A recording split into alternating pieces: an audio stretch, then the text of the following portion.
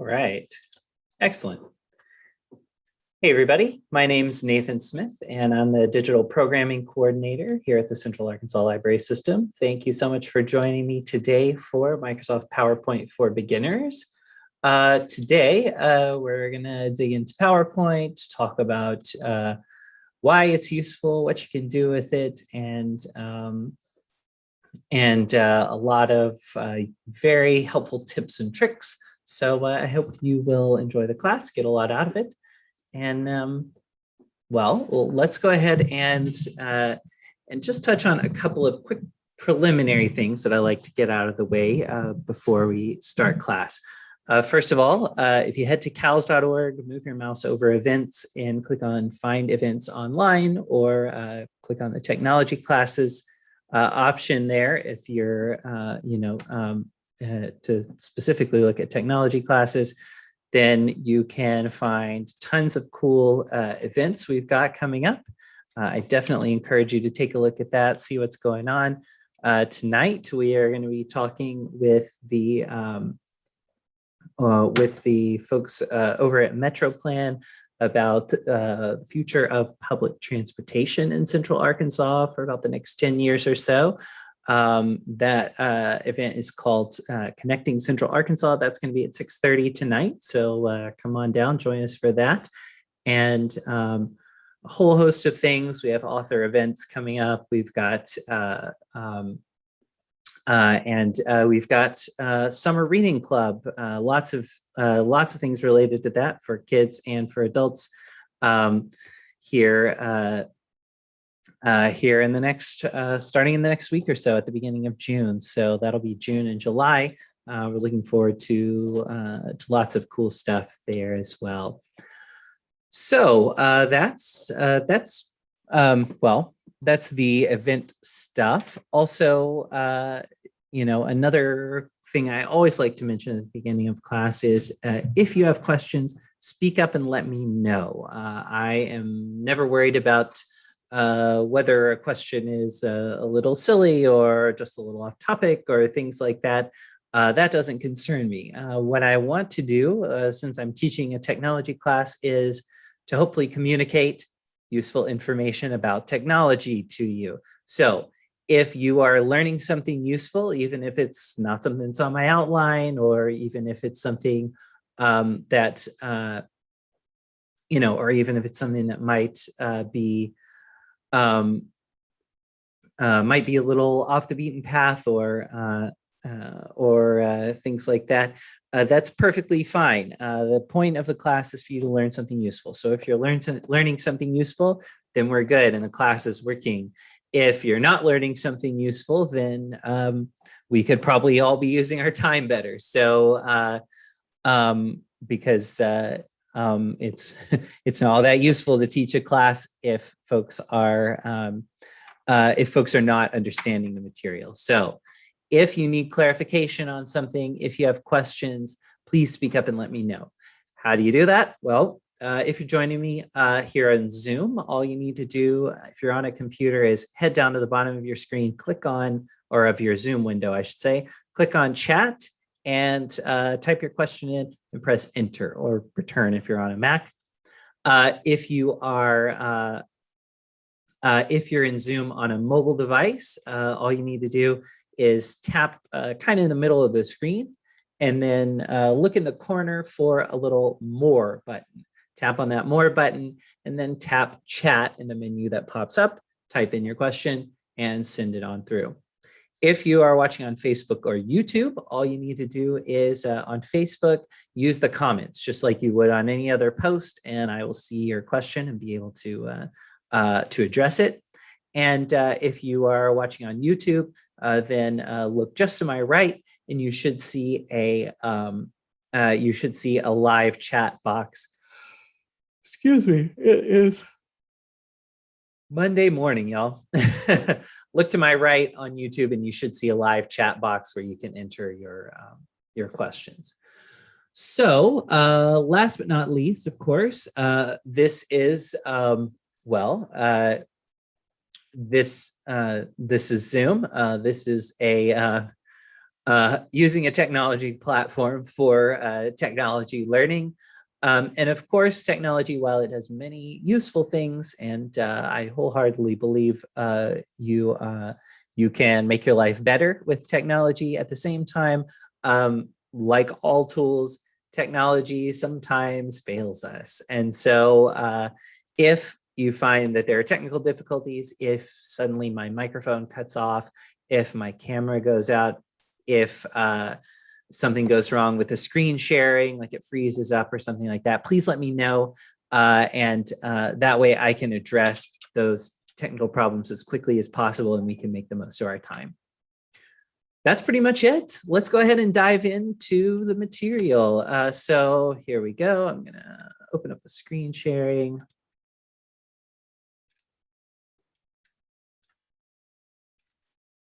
All right, excellent. So we've got that on screen, and we're ready to roll. So we are going to be talking about a bunch of different stuff here in PowerPoint.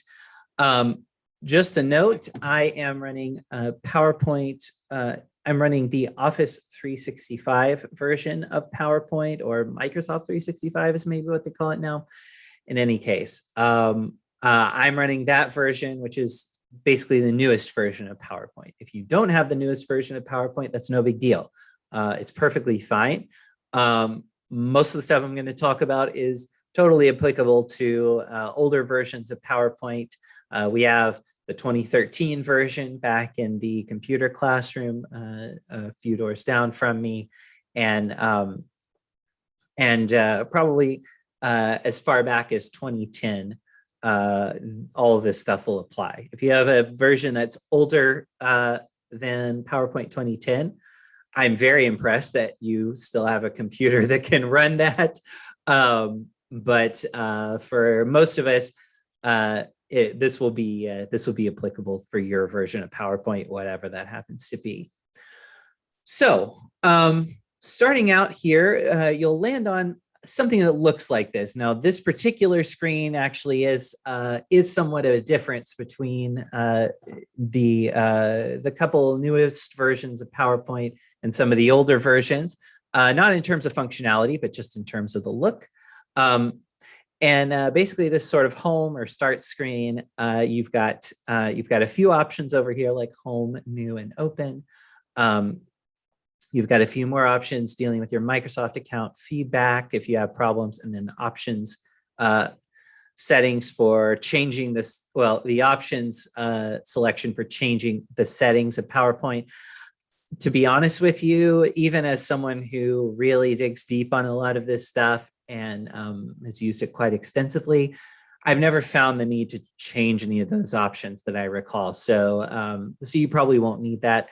But you know, if there's something you think, well, I might need to tweak that, then go for it. Feel free.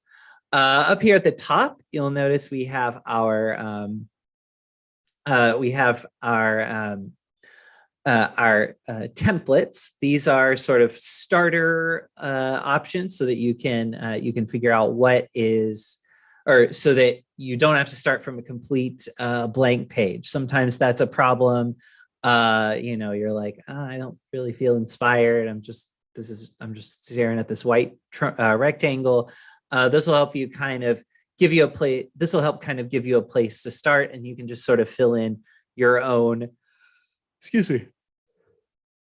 your own text and images. But you can also start with a blank presentation, which is what we're going to do in a moment.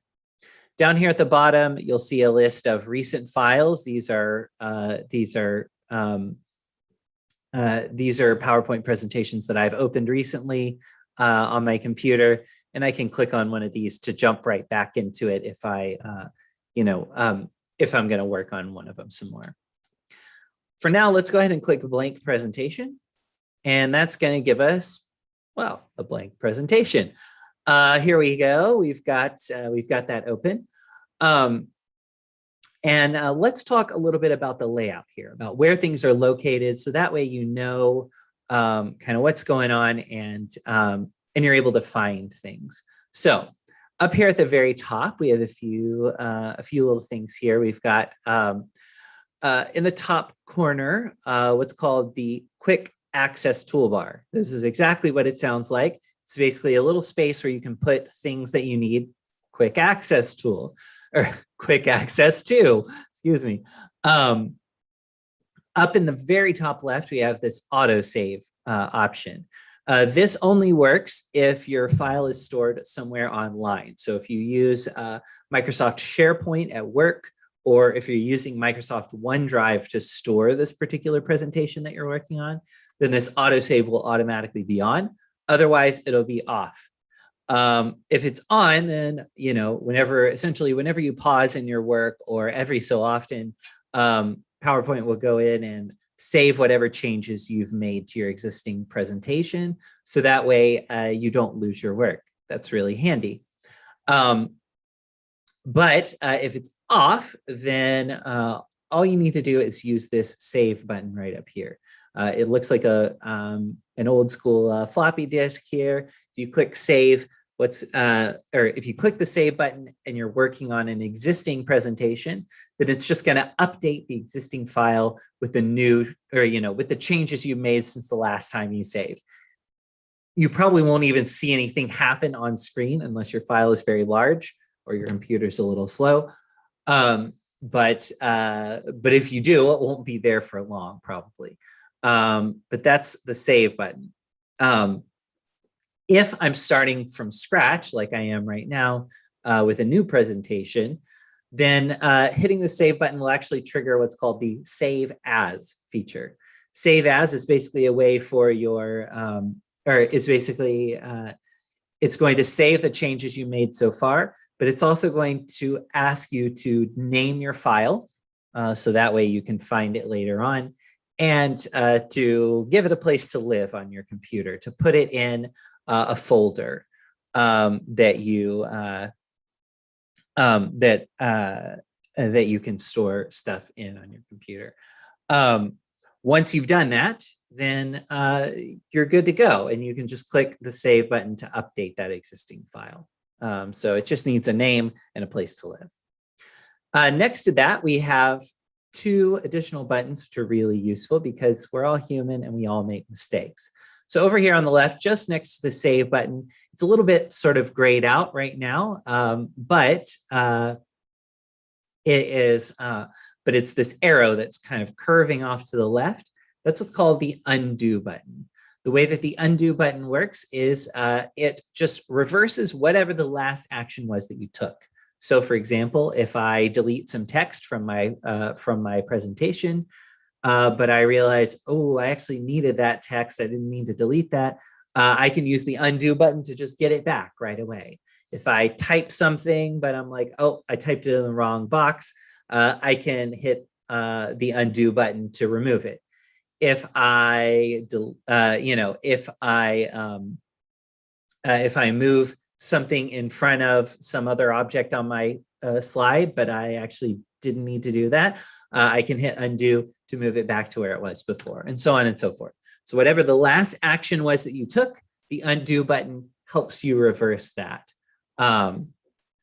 So it's really handy. And in fact, if you make multiple mistakes in a row, and who among us hasn't done that, you can use the undo button multiple times to undo multiple steps of mistakes. And the way that works is it just goes backwards. So it undoes the most recent thing that you did, and then it undoes the second most recent thing that you did, and then it undoes the third most recent thing that you did, and so on.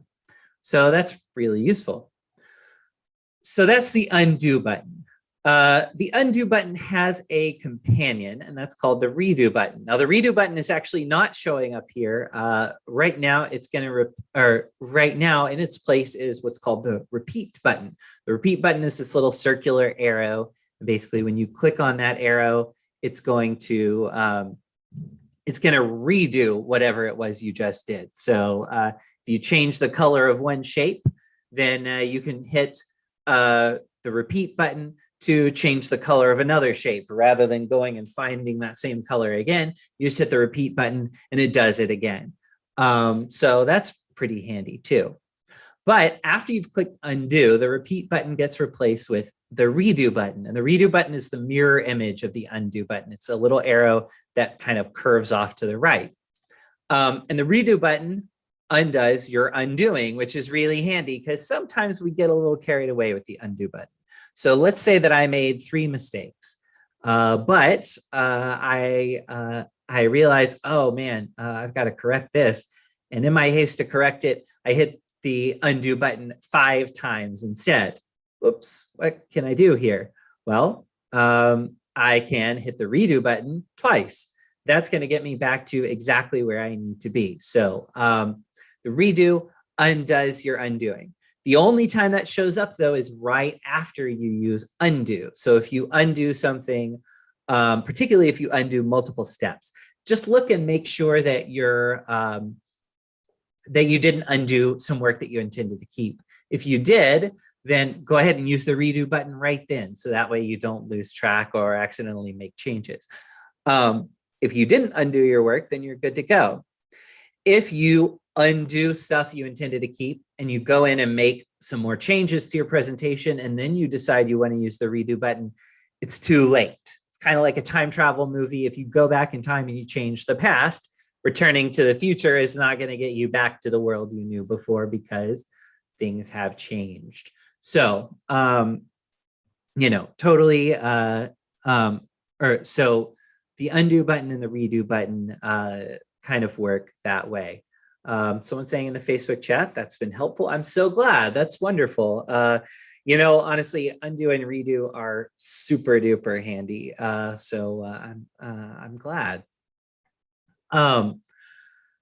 Next up here in the quick access toolbar is this button, which is start from beginning. So it's got a little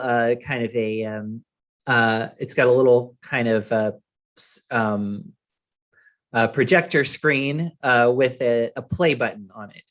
So that's going to start showing my presentation to an audience from the beginning of the presentation. So if I want to kind of run through my slideshow, or if it's time to actually present, then I need that button. And so that's up here in the quick access toolbar as well. One additional thing that I personally have added to my quick access toolbar is the start from this slide button, which looks very similar, but it has like a little box and a couple little lines that are meant to represent text. And so whichever slide I'm working on right now, I can click that button to start the presentation from there, rather than having to start from the beginning and go through the whole thing to get to the slide that I'm working on. And that's really useful for testing out my slides and making sure they're working properly. If I click this little arrow here, then I can see other options that I can add to the quick access toolbar, or I can click more commands and choose from any tool or as Microsoft calls them, command that I can use inside of PowerPoint.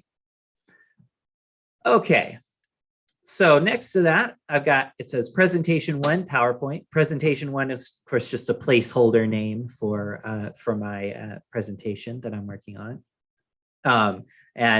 Once I save my work, if I choose to do that, then the real file name is going to replace that presentation 1. Over here is a little search bar. This is pretty new. I think it's as of 2016 or 2019 version of PowerPoint. You can search the help information for PowerPoint and a whole bunch of other stuff. I think even your files. So that's a handy thing to just if you sort of need help figuring out how to do something, you can search up there. Down here underneath all of that, we have our what's called the ribbon here. And the ribbon is a design concept that Microsoft uses in a lot of their software, which is, I don't blame them. It's pretty useful. The way this works is I like to think of it kind of like a tool chest. So a lot of times if you go somewhere where they use a lot of tools, like a mechanic shop or a wood shop or something like that, they've got all those tool chests with the big drawers in them.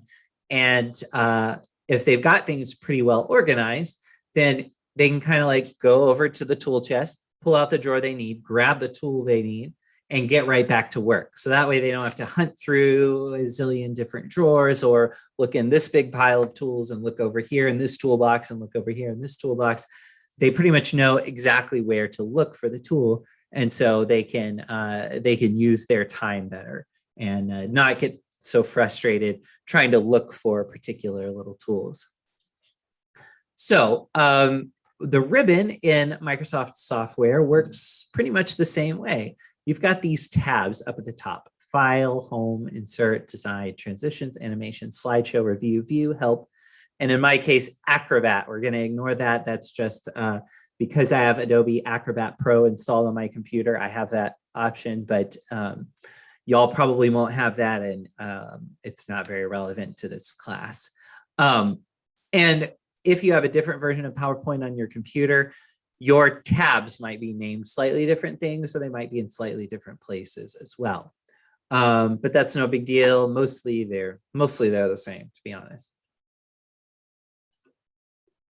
So these tabs are just like the little drawers in my tool chest analogy. So the Home tab gives us tools that we use frequently while working in Excel, or PowerPoint, excuse me. So things like the button to create a new slide. There's all the font settings here, so how to change the way text looks and so forth. Your paragraph options for adjusting where text is placed. The ability to insert, or the option to insert shapes is here. A range for moving things backwards and forwards in relation to each other, which we'll talk about a little later, and so on and so forth. There are a lot of different things going on here. If I click the Insert tab, though, then it's going to give me a whole new set of tools or commands here.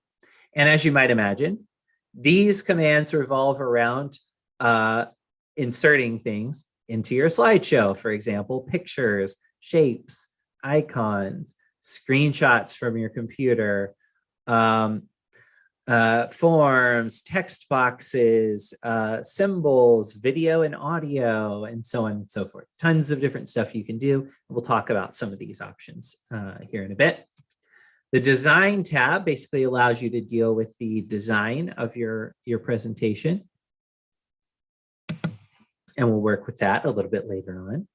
The Transitions tab, is about gives you different options for little animations that move you from one slide to the next. So we'll talk about transitions a little bit later too, for sure.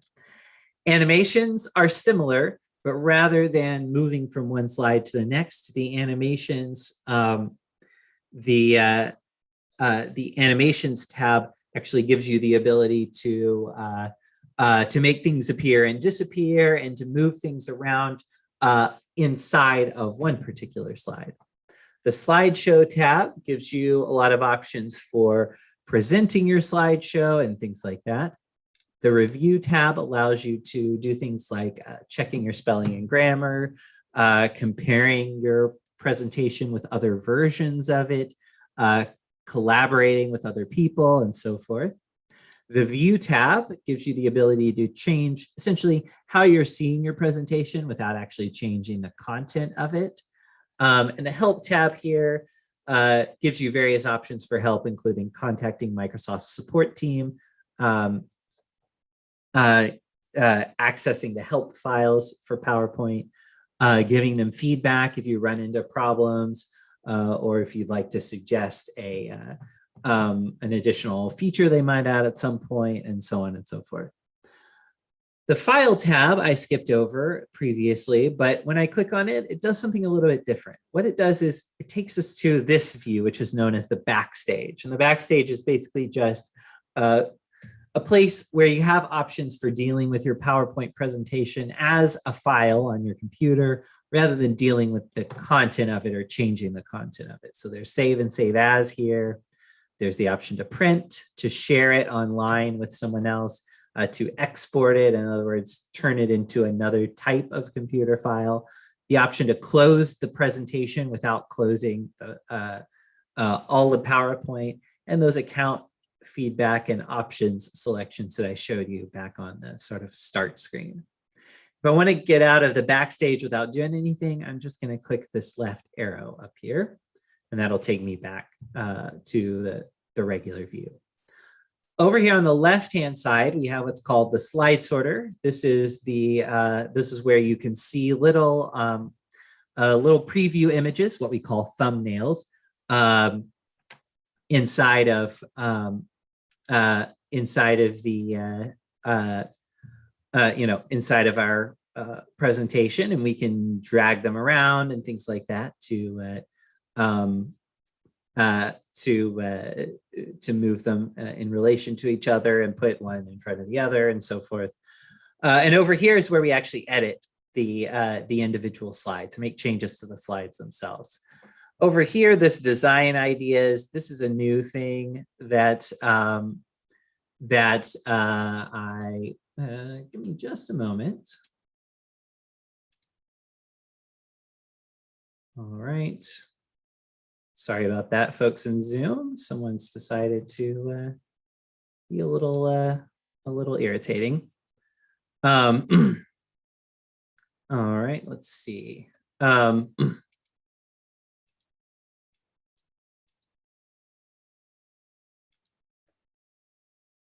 right, here we go. Let's continue on. So anyway, this little sidebar pops up. It's not anything terribly interesting, so I'm gonna go ahead and close it.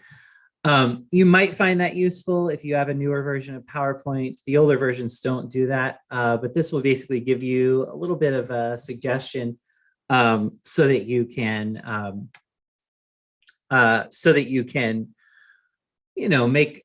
make your slides look a little bit different and a little more interesting. So let's continue onward. Give me just a moment here.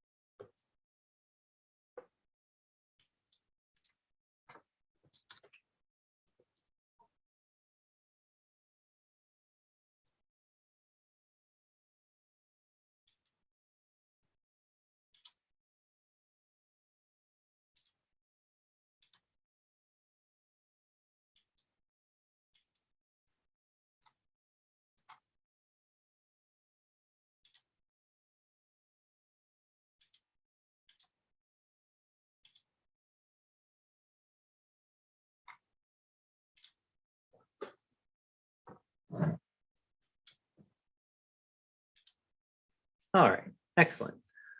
Okay, let's continue forward. So we've got our blank slide right here. We've got our slide sorter over on the left. Down at the bottom, there are a few useful things. One of those is this notes option here. If I click on this, it's going to slide up a little. Notes blank where I can fill in. I can fill in notes for myself to use as I'm presenting my slideshow. So I can fill that in. My audience won't see that, but I'll be able to see it on the back end, and that's pretty cool. If I want to get rid of this notes view, all I need to do is click the button again to dismiss those, and it goes right away. I can change to other types of views here, and I can also use this little slider to zoom in and out. So let's see. All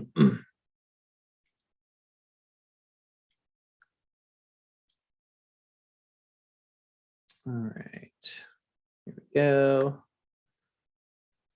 Okay, so let's actually start creating our slideshow. So I'm going to come here to the middle of the slide where it says click to add title. And you know what? I'm going to click to add a title. And I do that, it erases the text there and it gives me this little blinking cursor here. So when I start typing, it will show up. And all I need to do is just type something in. Whoop. I can type this morning. All right. And underneath it says click to add subtitle, and I can click here to add a subtitle. So when I click there again,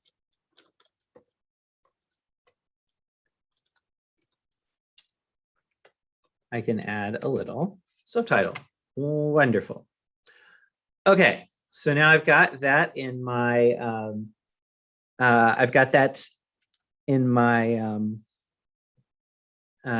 my, I've got a intro slide set up, but it's not very interesting looking right now.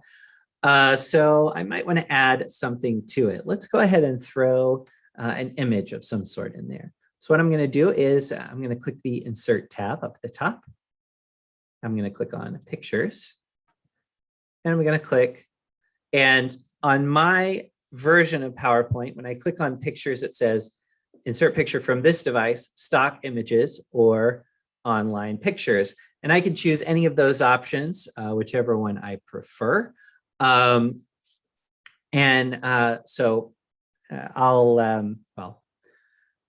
can drop those in, the difference between this device, of course, those are just going to be images that are stored on my computer directly. Stock images, that's going to be essentially images that I can use for free that are just for anybody to access. And that's kind of handy because particularly if you're doing something that might be sort of copyrighted, things like that, then you might need to worry about using a stock image there rather than just any old picture. If you're doing something sort of internal or where there's a sort of how to put it, if you're doing something internal or where you're just showing a slideshow to friends or something like that, you don't necessarily need to worry about that so much. You could use just any old online picture, and this will help you find that. I'm going to go with this device.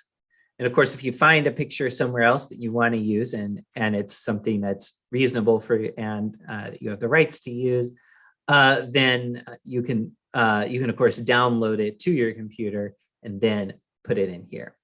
So what I'm going to do in this case, I'm just going to click on the quick access toolbar here. And I'm going to go ahead and choose, no, let's see. I'll choose, I don't know. I'm going to start, I'm going to look for a moment for an image and, nope, not in there. Here we go.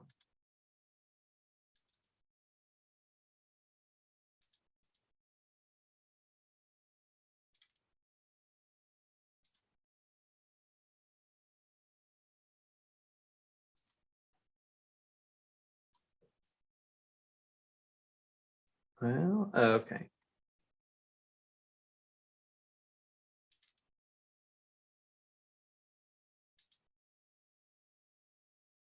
Oh, that's what I was looking for. It is indeed Monday morning. Okay, here we go. We've got some pictures here. I'm going to choose, let's see. I'm going to pick this one of the lion cub. So I'll click on that, click insert, and then it's going to drop it right into my slideshow. Now I have a problem here. I've got, for one, this thing keeps popping up. I'm going to click stop suggesting ideas until I restart PowerPoint.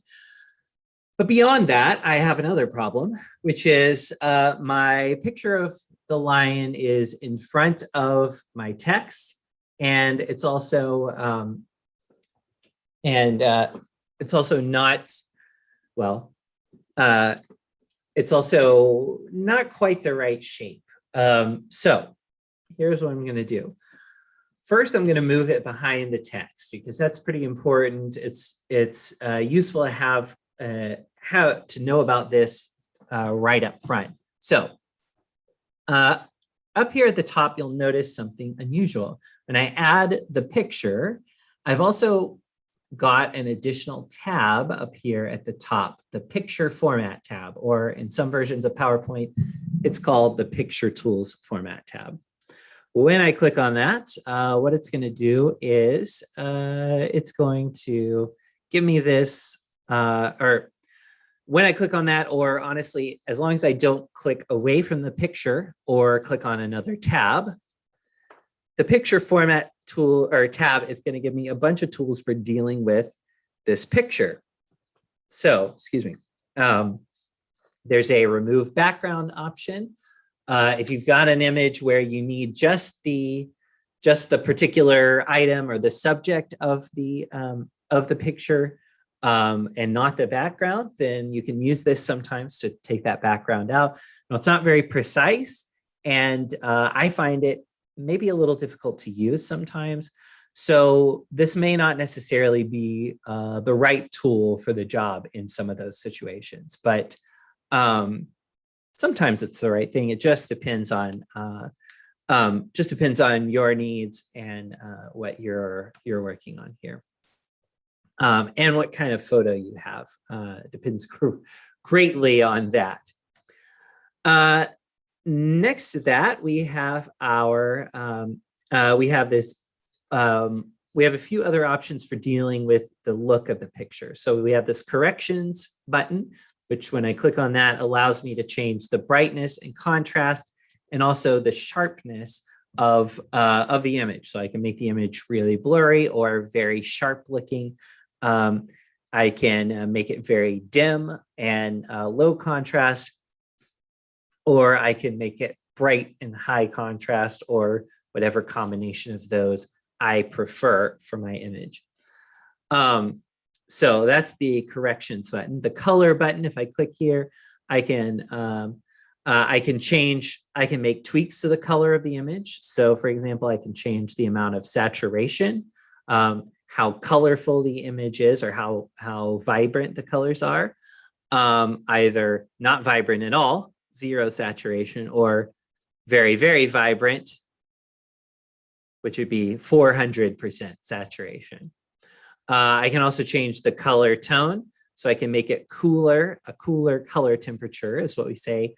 So kind of more bluish, or I can make it a lot more orangish by cranking it up to a warmer color temperature. Or I can recolor the image altogether, sepia tone, grayscale. I can make it kind of orange with black, or yellow with black, or I can make it kind of gray like this. There's a whole bunch of things you can do there. Artistic effects, you can do things like do this little kind of neon tracing look, or you can do this. It's hard to tell because the image is pretty high resolution. You can do this screen effect where it kind of almost makes it look like cross stitching. There are all sorts of things there. And you can also change the transparency of the image. So by default, of course, the image is not transparent at all. It's completely opaque, as we say. But you can make it a little transparent or a lot transparent, and make some other changes there. In addition to that, you have these picture styles right here. So I can put a little frame around the image of some sort. This one is simple frame white. So it's giving me a white frame around the edge of the image. And that frame has a little drop shadow behind it. So that's pretty cool. This one gives me kind of a bigger one And the edges look a little bit beveled, so they're a little curved, sort of. And this one gives me like a gray frame, and it's sort of a gray, metal looking frame, and the image is inset inside of it, so it actually looks like it's in a picture frame. And there are a lot of other options there. If you click this down arrow, you can see more of them, or you can click what's called the More button right here, this line with the little arrow pointing down. And you click on that, and you've got all of the different style options there, including things like having a fuzzy border and cropping it into an oval shape, and a bunch of things. You can also add a border or effects around the image too. Finally, over here, we have our arrange tools, and this is where I'm going to be dealing with the text and the problem that we had there. So whenever I put things on a slide inside of PowerPoint, the way this works is whatever you put in first goes at the bottom. Whatever you put in second goes on top of that. Whatever you put in third goes on top of that, and so on and so forth. Obviously, I mean, that makes a lot of sense. If I have some, like if I take these little labels that are on my desk here and I put one down on the desk, and then I put another on top of it, well, that one's on top because I put it there second, and this one is on top of that because I put it there third. So that makes sense. But even in PowerPoint, even if I set them down so that they don't overlap at all, PowerPoint still keeps track of which one I added first, which one I added second, and so on. And it always keeps them in that order until you tell it to do differently. So if I slid these together on my desk, even if I, depending on how I do it, and depending on how sort of, how much sort of bend there is in these pages and stuff like that, that's all going, or, they might go in a different order than the order that I set them down. In PowerPoint, that doesn't happen. The order you set it down becomes the order that they're always in, even if they're not together. So in PowerPoint, in order to get one stacked on top of the other, what I need to do in this case, because I put the picture on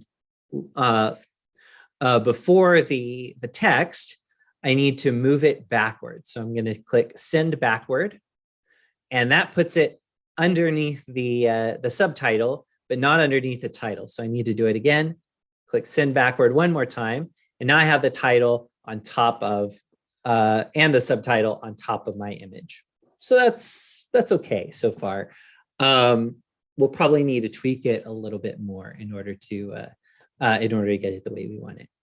I'm going to leave the text alone for now, but I want to have this picture completely fill up the slide.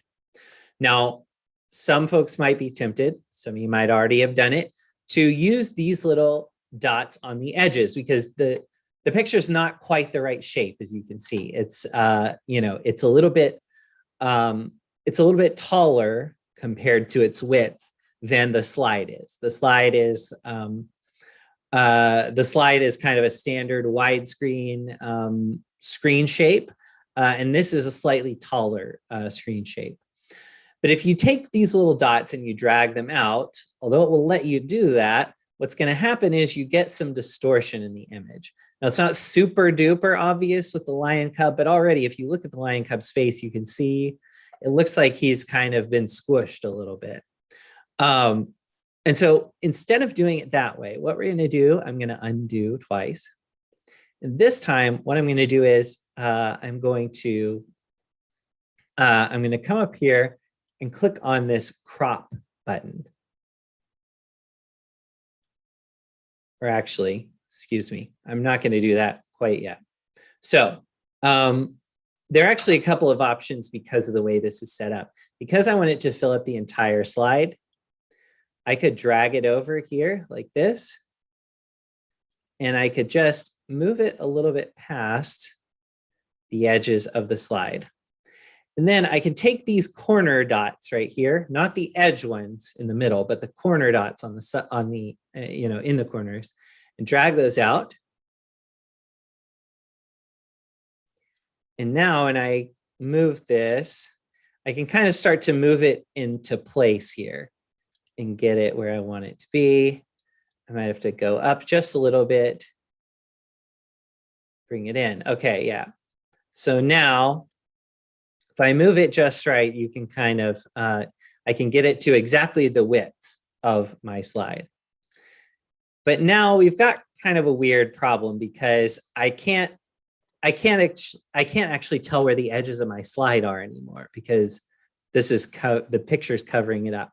So now I'm going to come up here to the top where it says crop, click on that, and it's going to give me these little black lines, what we call matte lines right here. And I can take these and I can drag down until I get the exact shape that I want the picture to be. And what this does, the crop tool allows us to reshape the picture without distorting the shapes in the picture. So now that looks pretty good. What I'm going to do in order to confirm the cropping is I'm just going to click outside of the borders here of the image. That deselects the picture, but it also confirms what I've done in cropping. So now I can click on this again and reselect the picture to make changes to it. Speaking of which, I need to make sure that this is visible. So here's what I'm going to do. I'm going to come up to the top. I'm going to click on actually, I don't even need to click the Insert tab. I'm going to find the little rectangle right here and click on that. And then I'm going to come down, and you'll notice that my mouse pointer has turned into this little kind of crosshair situation. I'm going to click where I want one corner of the shape to be, the rectangle, drag over this way, and I'm going to position it on top of my text here. When I let go, again, this is in front of my text. So we're going to have to deal with that in a sec. But for now, I want to get the shape the way I want it to be. When I click outside the shape, you can kind of see more clearly what's going on here. So I've got, might be helpful to zoom in. Whoops. So I've got a blue middle and then kind of a dark blue edge or border to it.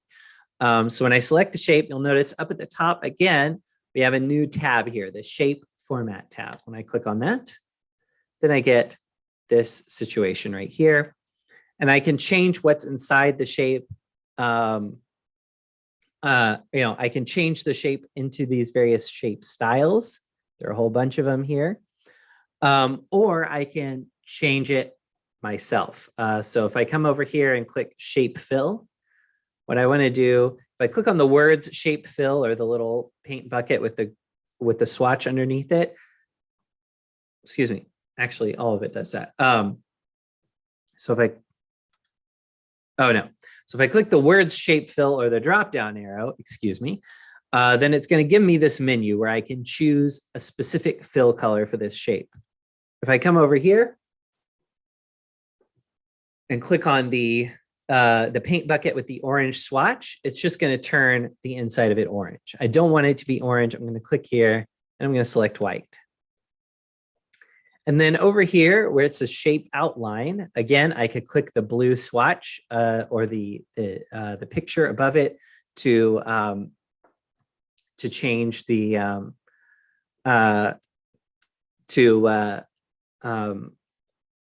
to turn the outline blue, but it already is.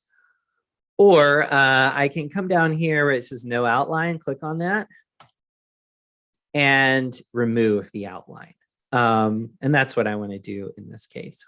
So now I have a white box with no border around it.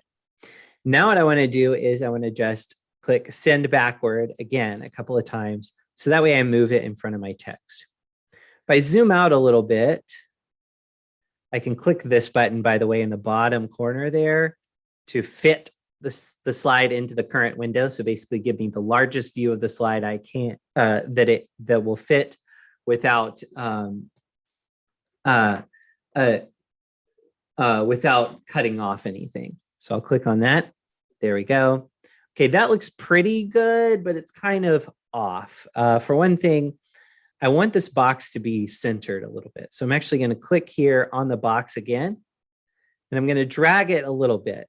Let me show you this. So if I drag it to the right spot, you'll notice I get a few little sets of lines here that are pretty interesting.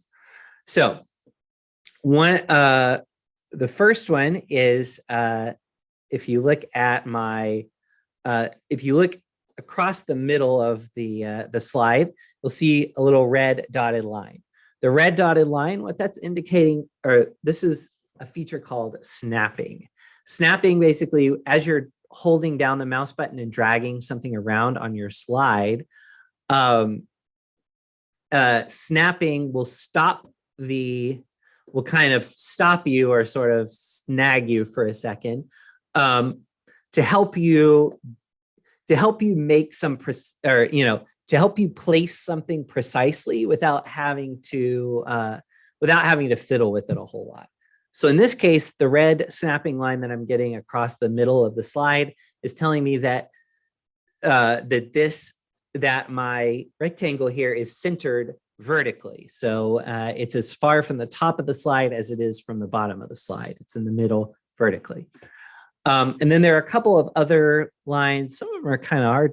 It's hard to tell exactly what's going on there. But you've got those little arrows that show the distance between objects. And that can be really useful to place things so that they're equidistant from each other. We'll probably talk about that again a little later. I'm going to move it, let's see, around just a smidge. Oh, there we go. Almost had it. There we go. Okay, this right here is the rectangle being in the horizontal middle and the vertical middle. So it's exactly centered in my slide. I'm going to let go. And there we have it. So now I want to make this blend in a little more because I've got the lion and he's kind of like peeking up from behind this flat white box, which is weird. So I'm going to do two things. One of those is I'm going to blend the edges here. So I'm going to come up here where it says in my shape format, in my shape format tab. Now, again, if you don't have this, it's probably because you've clicked out of the rectangle. So you'll need to select the rectangle again in order to get that shape format tab. Once you've got it though, I'm going to come down here to shape effects, click on that, and I'm going to click soft edge, or I'm going to move over soft edges and soften the edges of my rectangle here. That's pretty good. 10 point is working for me. So now that I've done that, I've got my, it looks a little better. It looks a little more intentional and a little less clunky, but it's not quite there yet. I needed this box here so that I could read the text, but I don't want it to completely take you out of it and be like, here's a picture and here's the text. I want them to look like part of one thing. So I'm going to click on the rectangle again, and this time I'm going to come up. Oh, wait, excuse me. This time, here's it. Okay, I'm going to right click on it and I'm going to click Format Shape down here. So I'm clicking with the right mouse button. If you're following along on a laptop, you can use you can still use the touchpad even if you don't have separate buttons like the left button and the right button. You can still use the touchpad. The way that works is you tap with two fingers rather than just one on the touchpad. So I'm going to click Format Shape. And I've got my, I have, I'm going to click where it says Fill here, and then come down where it says Transparency. And I'm just going to drag that a little at a time until I get readable text, but I can also see the picture through it. So it doesn't look completely they don't look completely separate from each other. So that's a nice way to do this. And you can use this format shape to change a bunch of different types of things. Obviously, you can change the color there too. Where it says line, that's talking about the border. We don't have a border right now, but you could change that if you want. You could change, again, these shape effects like the shadow, reflection, glow, and all that stuff that's up here. And you can even change the size and position and whether or not a shape is considered to be a text box. You can make any shape you want into a text box, which is kind of cool. But it does make things tricky sometimes. Okay, so we've got our first slide squared away. We've learned a lot of different stuff here. Oh, you can also change the size of the shape up here at the top. Next, what I want to do is add another slide. So I'm going to come over here to the Home tab, click on that, and click. Oh, I'm going to close this also by clicking the X. I'm going to click New Slide. Now, there are a couple of different options here. If I click the words New Slide and the drop-down arrow, then what it's going to do is give me a bunch of options to choose from of what sort of layout I want for my new slide. Or if I click this button, the little plus sign with the icon on it, then that's just going to give me essentially the next slideshow or the next slide layout in the particular slide template that I'm using. So if I click on that, it gives me this. So I've got a title and I can add text or some different kinds of content down here. If I click on new slide down here, I've got a bunch of different options that I could choose, including blank slides if I really want and that sort of thing. For now, I'm going to leave this. I'm going to go with this one. Okay, so I have a text box where I can click to add a title. I'll say, a second slide. Great. Then down here, I have this what's called a placeholder box down here. Basically, I can do several different things. I can add all sorts of content to this content box. Excuse me. If I click on where it says click to add text, then I can drop some text in here. So I click there and I can, by default, what it's going to give me is a bulleted list. So if I click here, I can say, click, and I'll just start typing breakfast.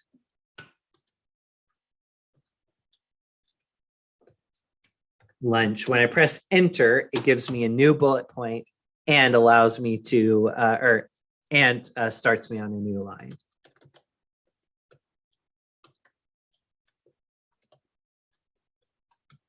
There we go. Okay.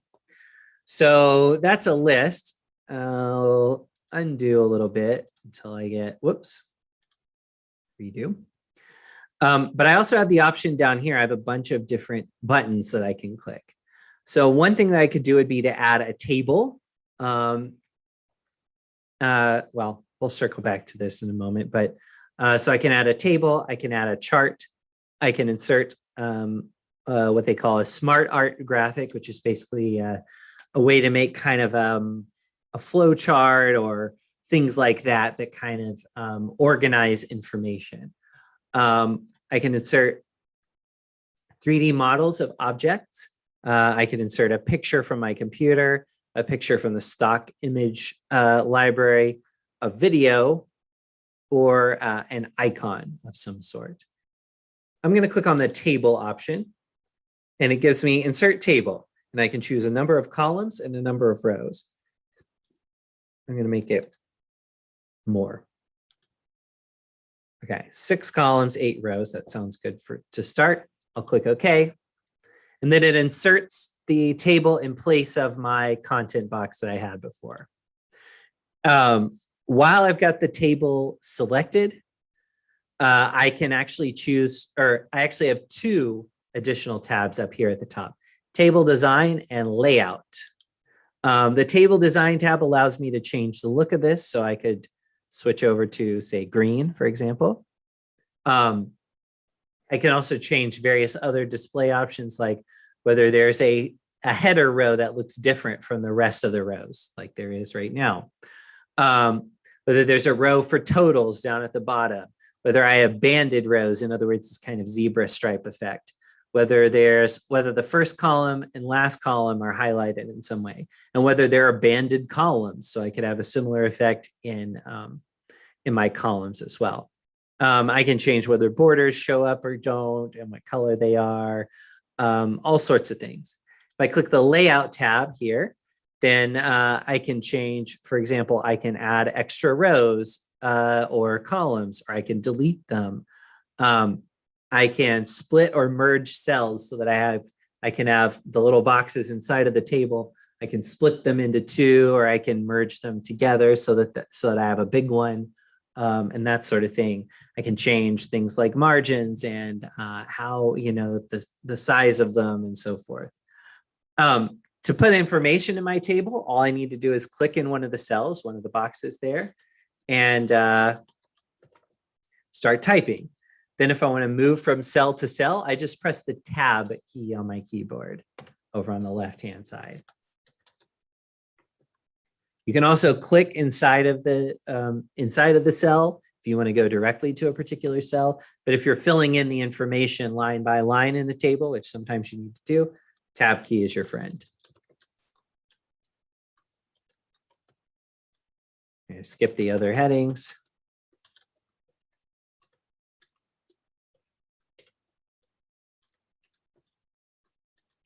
And so forth. So I've got that all situated. So now what I can do is, excuse me, if I wanted to, I could fill in the rest of this and get it squared away. Okay, so we've got that. Let's go ahead and add another slide in the mix here. I'm going to click on the Home tab again, whoops, and click on New Slide, the drop-down box. And this time I'm going to go with a blank slide. So I'll click the words New Slide with the drop-down arrow, click on blank, and now I have a completely blank slide to work with. So let's add some other elements here. I'm going to go to the, first of all, you'll notice I have no text boxes here. And so far we've been filling our text in regular old, or in existing text boxes. That's not going to work for this situation. So what I want to do is I want to come up and, I do want some text on my, on my slide. So I'm going to come up here, click Insert. And I'm going to click on my, I'm going to click on text box over here. I'll get my mouse pointer will turn into this weird looking, I don't know exactly to call that. So I'll just, it'll turn into something.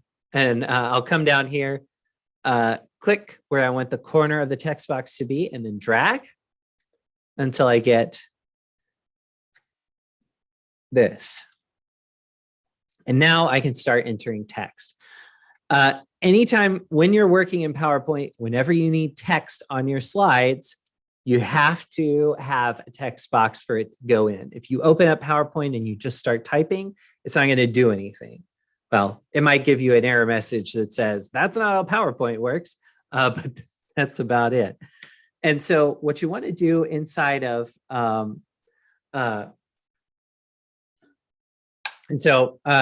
once you've got a text box there, you've got a little blinking cursor inside there, you can start typing. So you'll notice too, when I start typing, it automatically makes my text box a little bit shorter in order to make it easier to move your objects around in your slide. So that way you don't have, you don't draw a huge text box and then you're having trouble like clicking on images behind it or something like that. So it does do that, but it keeps the width the same. And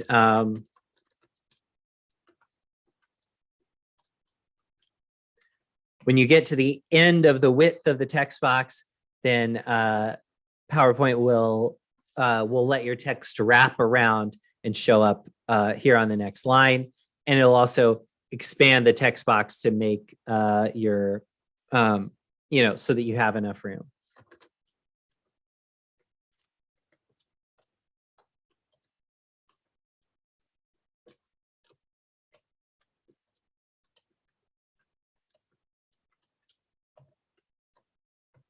Okay, there we go. So we've got some text there. Lovely. If we want to move it around, with moving the picture around over here was easy because you could basically place your mouse pointer anywhere on top of the picture and you could drag it around. No big deal. But for text boxes, it's a little trickier. What you have to do is get to the edge of the text box here. When I move my mouse over the edge, you'll notice that it turns into, it still shows the mouse pointer, but it also shows 4 arrows pointing up, down, left, and right. That indicates moving something. And so now if I click and hold my mouse button, I can drag it around just like this.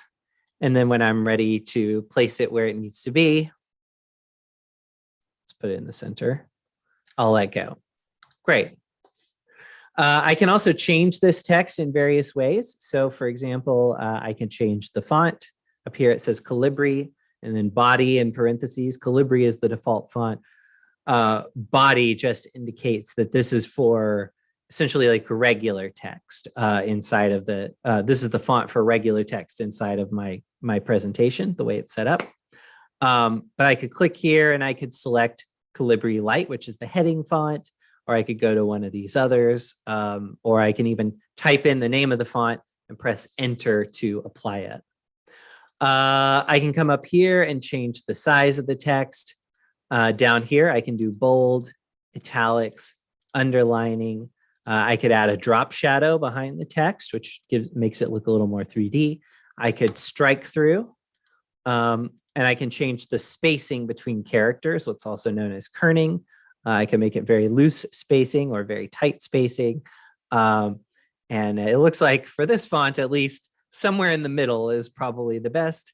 Depending on what kind of look you're going for, your mileage may vary. You can change your capitalization. You can highlight text, change the color of it, and so on. All right, so, and then you can change how it's aligned. For example, here's the left, middle or center align, I guess, right, and justified text, which basically gives you, lines it up, except for the last sentence or the last line of each paragraph, lines the text up with both the left margin and the right margin. So I'll center that. There we go. All right.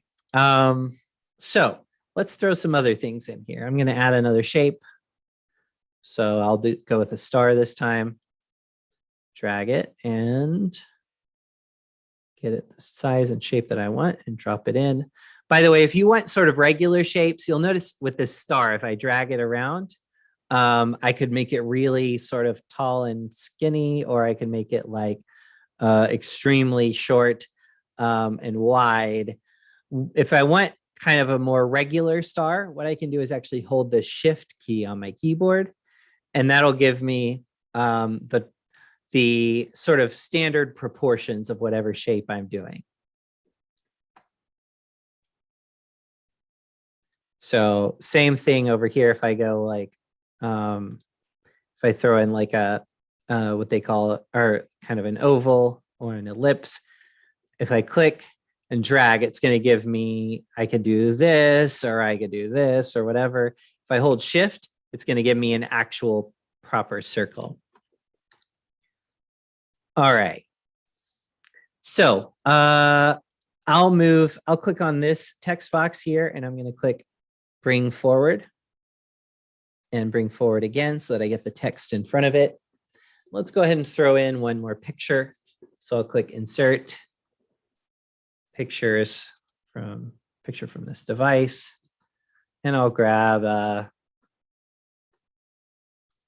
little bulldog here. Or maybe that's a pug.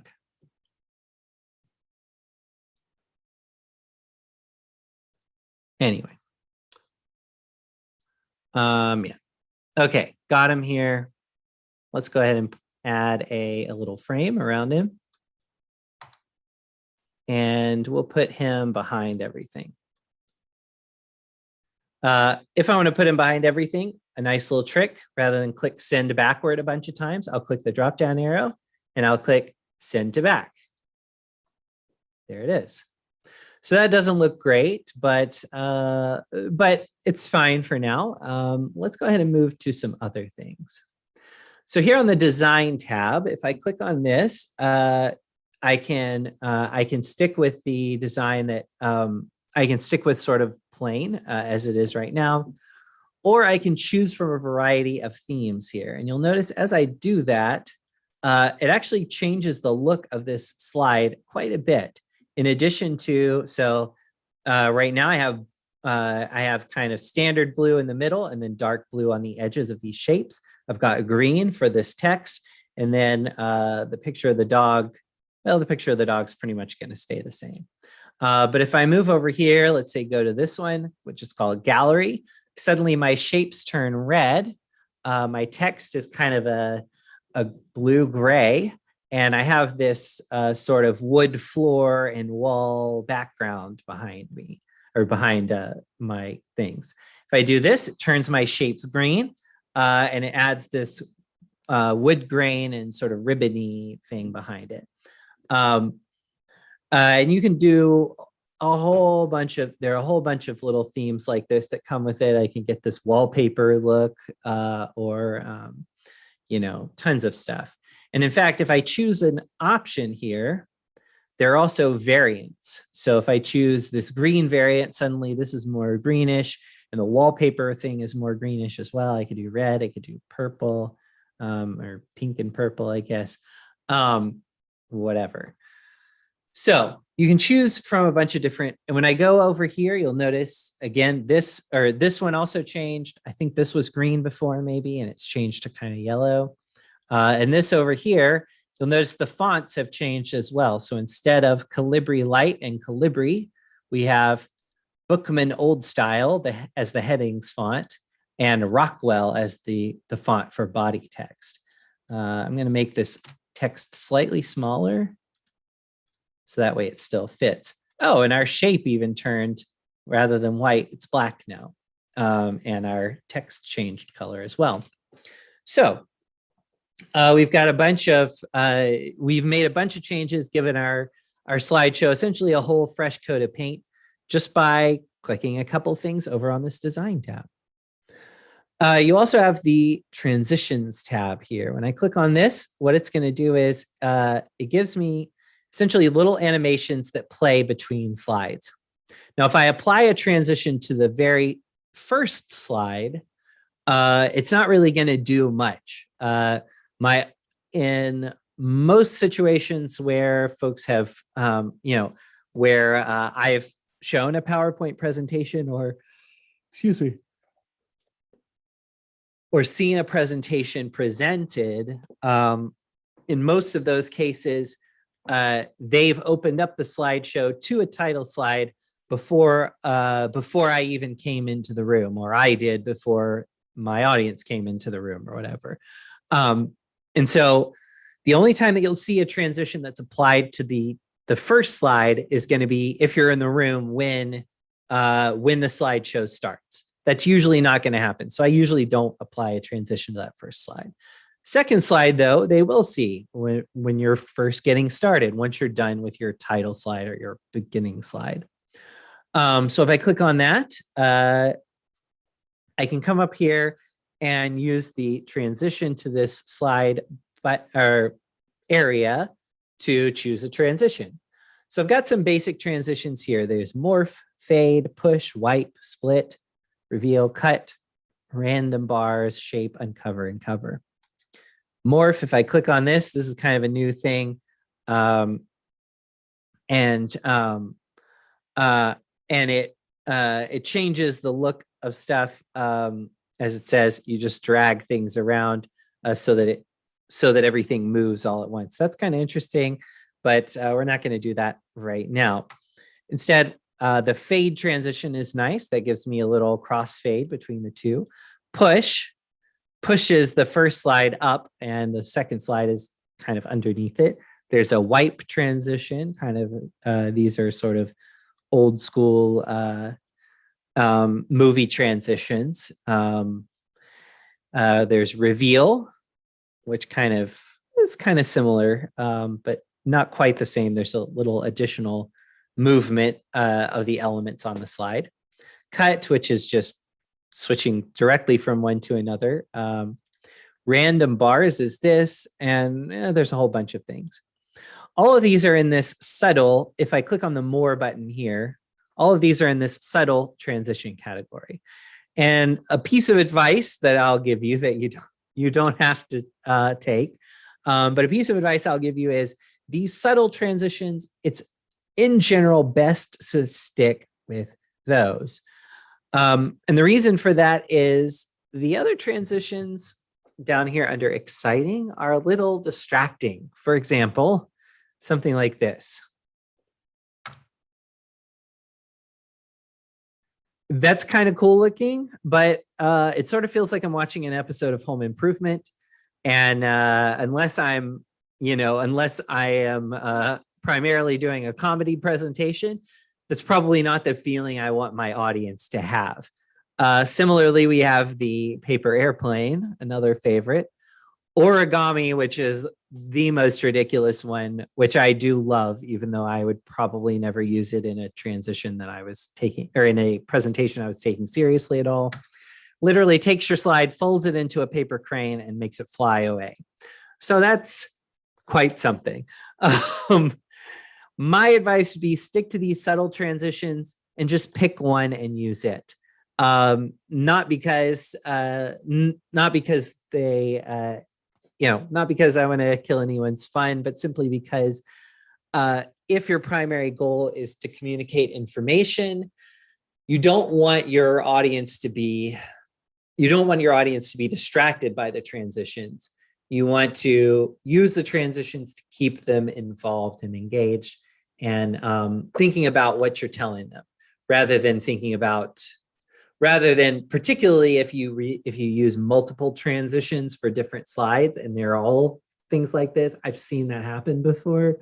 And it's like, by the time you get to slide number 5, folks are starting to go, I wonder what transition is going to be between the next 2 slides, rather than thinking about the content of your presentation.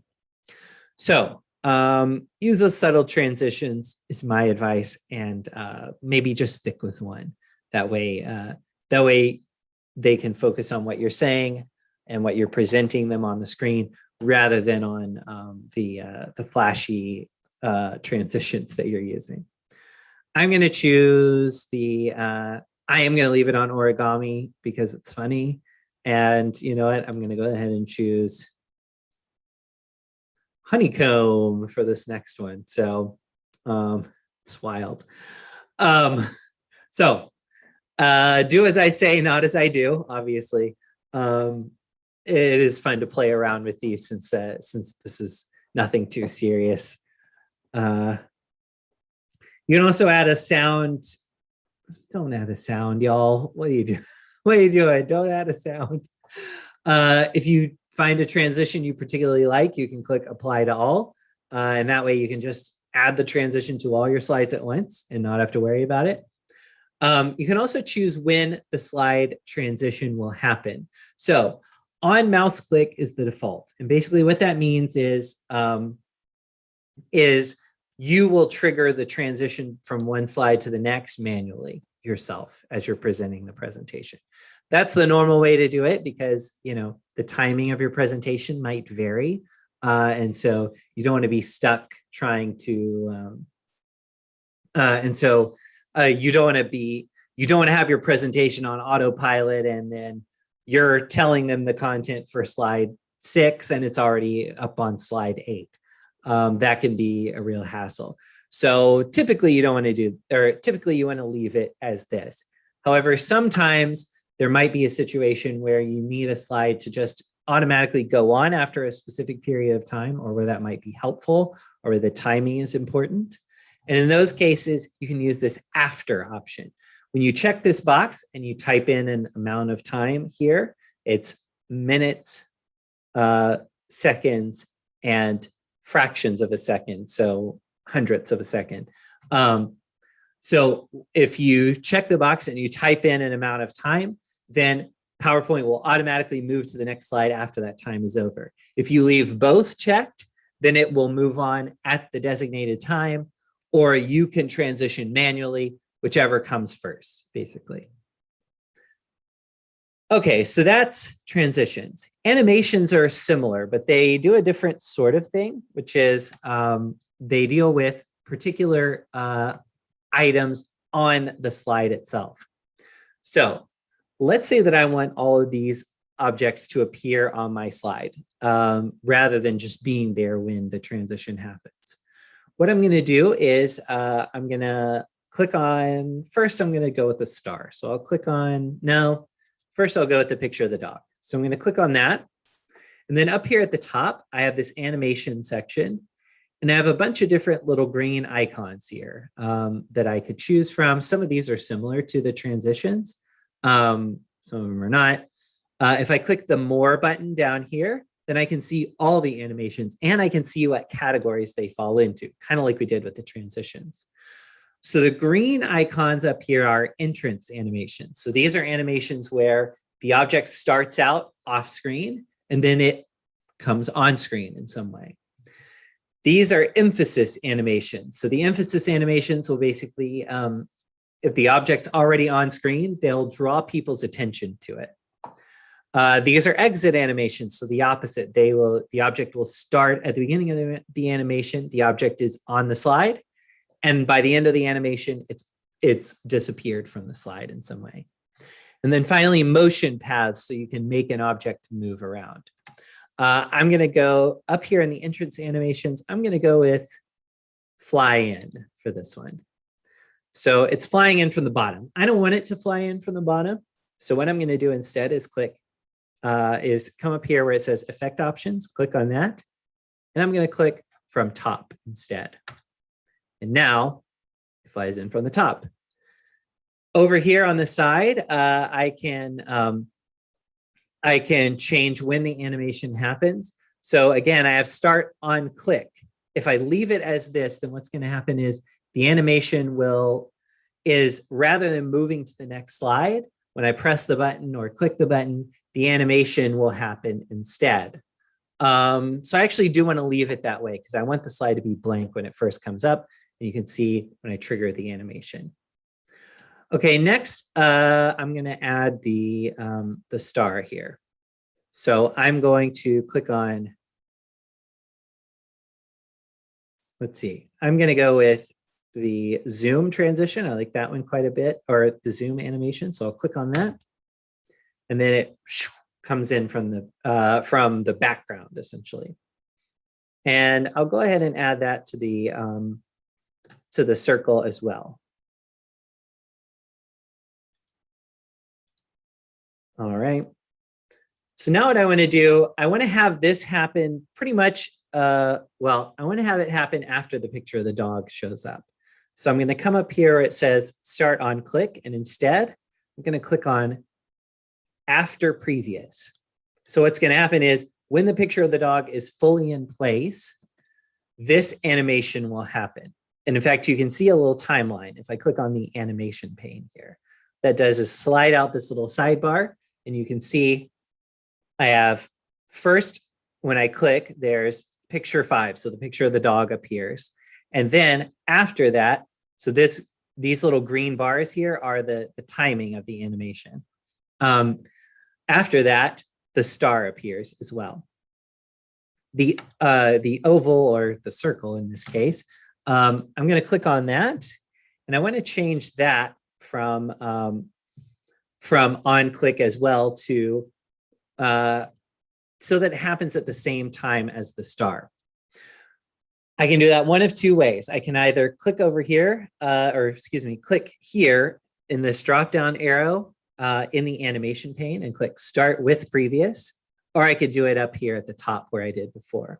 So what that's going to do is make the star and the oval zoom on screen at the exact same time.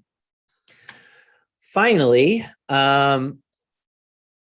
I want to have the text show up. And for the text, I'm going to say fade. So I'm going to let it fade in just like that. That's nice. And I'll have that happen after previous. Finally, the last thing that I'm going to do is I'm going to actually add an exit animation here. So for the circle, let's say just the circle, I'm going to click on it and I'm going to click add animation over here. When I click on that, it gives me essentially the same list of animation options. And I'm going to click, I'll have it bounce out. Boom, boom, boom, and disappear. Nice. Okay, so that's going to be triggered on click as well. All right, so we've got our presentation ready to go. Here on the slideshow tab or up here at the top, I can click from beginning to start presenting my slideshow, which I'm going to do in a moment. But there's one setting that I need to change here. I've got, it says monitor 1 internal display. I'm going to click to change this. Instead of monitor 1 internal display, I'm going to choose to present on my primary monitor, which is actually the monitor I have plugged into my laptop that I'm presenting on, rather than the screen of the laptop itself, which is what you're seeing right now. So I'm going to click primary monitor. And that way the presentation in full shows up for you and you're going to see presenter view, which is pretty useful. Got that set. If you have more than one screen plugged into your computer, you definitely want to tweak these settings to get them the way you want them to be. And now I'm going to click from beginning to start presenting the slideshow from the beginning. Okay, so my audience, which in this case is just me, looking at the other screen, is seeing this right here. But presenter view, what it allows you to do, if you have multiple screens connected to your computer, presenter view allows you to have some additional control over your slideshow that your audience won't see. If I accidentally picked the wrong monitor for this to show up on, I can click display settings and I can swap presenter view and slideshow, which is quite helpful. I can click duplicate slideshow, which will just show me the slideshow full screen on both screens. If I click show taskbar, it's going to show the Windows taskbar down at the top or down at the bottom. Hang on, y'all might, oh, okay, good. Y'all are seeing this. All right. Sometimes it doesn't exactly work the way that you expect it to. Okay, so I can see here, there's a little counter, a little timer that's keeping track of how long I've been presenting for. I can always pause that if I want to, or I can reset it to start counting over again. I've got the actual clock time here. I've got the next slide that I'm going to see here. So when I press the button, it shows up, or when I press the button, that's where it's going to go. Down here where it says no notes, that's where my presenter notes would go. I showed you at the beginning how you could kind of click the little notes button at the bottom and type in notes in the little blank there. That's where that would show up. And then I can use these buttons to move between slides, or I can use this to go to my slide picker. If I click on that, it's going to give me a little layout where I can quickly just click a different slide to jump straight to it. I'll click the back arrow though. Then down here are a bunch of other useful tools. If I click this pen and laser pointer tools, I can get a virtual laser pointer, which is quite handy, particularly since in some cases you can't, or it's not safe, or it just doesn't work to use a laser pointer. I use that quite a bit for virtual programs like this one. The pen tool. So if I click on that, I can actually write on the slide just by dragging around. By the way, if I'm writing, my audience won't start to see it. Oh, apparently they do in this version. Okay, in some older versions of PowerPoint, my audience won't see what I'm writing until I let go. There's an eraser. I'll erase that off. I've also got highlighter, which is exactly what it sounds like. I can highlight in yellow, or I can choose a different color down in the ink color for both the pen, the laser, for the pen, the laser pointer, and the highlighter. And I have the ability to erase all ink on the slide. And I can choose how my pointer is going to show up, whether it's automatic for my pointer to show up or not, whether it's visible to my audience at all times, or, excuse me, hidden from my audience at all times. This button takes you to this See All Slides view, similar to what we just did. This button allows you to zoom into the slide. So my audience won't see this until I click. But if I come over here and I want to zoom in on the Lion Cup, I'll come up, position this here, click, and now it zooms in for my audience. So this is what they're seeing now. I can fade my screen to black really quick by clicking this button. And then I can bring it back by clicking it again. I can turn subtitles on and off, and let's see, I think it's, yeah, there we go. Okay, and it'll actually try to create live subtitles. It may not be perfect, but it might be useful to folks who can't hear or can't hear you well. And then this ... I've got a few other things. I can get rid of I can hide the presenter view. I could change my screen to a white screen instead of black screen if I want. I can change my subtitle settings, or I can end the slideshow either here or down here. Let's go ahead and present. Now, I can use these buttons to move between slides, but what I usually do personally, and I think probably what most folks do, is use the left and right arrow keys on the keyboard instead. That's a lot more convenient because you know exactly where they are, and you don't have to move your mouse around so your audience doesn't see the mouse pointer and it doesn't look weird. So I'll just press the right arrow key on my keyboard. And there's our transition. And here's the second slide. I'll hit that right arrow again. Whew. Makes me a little dizzy. Okay, we've got that. And now you'll notice I have my blank slide. And over here, instead of next slide, like it said before, it says next animation. So it's showing me what my slide is going to look like after the next animation triggers. So I'm going to hit the right arrow key again to trigger that animation, or that set of animations, actually. And there we have it. Now we've got our content of the slide. And then there's one more animation. So I'll hit the right arrow key again. And the circle bounces off. And then the last thing is the end of the slideshow. So if I hit the right arrow one more time, then I'll just see end of slideshow, click to exit. And then it's asking me whether I want to keep my ink annotations, in other words, where I highlighted and where I wrote on the slide with the pen tool. If I click keep, then what's going to happen is it will save those, and it will basically make them an animation in the slideshow when I reopen it. If I discard it, then I can do it live again or not do it at all the next time. So you'll notice here I have those. Oh, I guess I was thinking it did an animation. I guess I was wrong about that. Sorry. And that's pretty much it. What questions do you all have for me before we wrap it up for today?